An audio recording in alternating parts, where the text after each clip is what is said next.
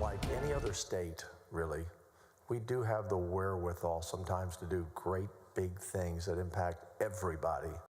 In the Texas Senate today, lawmakers passed Senate Bill 5 to create the Dementia Prevention Research Institute of Texas. Similar to the Cancer Prevention Research Institute, DPRIT is intended to accelerate research into dementia to find cures and treatments. Right now, Texas ranks third in the nation for the number of Alzheimer's patients.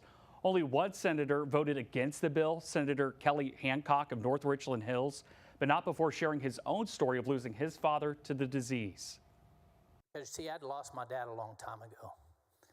And what I realized afterward in talking with Robin is every week when I left in that parking lot, I mourned over and over and over again. And that's what happens when you ask, what happens to a family member dealing with dementia? That's what happens. Every time they see them, they realize, I've lost them. At the end, my dad would start to tell me something, get two words out and forget what he was wanting to tell me. Sucks.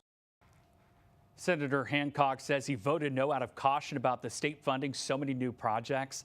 SB 5 allocates $3 billion for DPRIT over 10 years. Voters would have to approve a constitutional amendment to create the agency. The bill now heads to the House. Members of the Texas Senate want to allow more homes to be built on smaller lots to combat the state's housing shortage. State Senator Paul Bettencourt from Houston filed Senate Bill 15 yesterday. It would reduce the amount of land cities can require single-family homes to be built on. It would only apply to new subdivisions.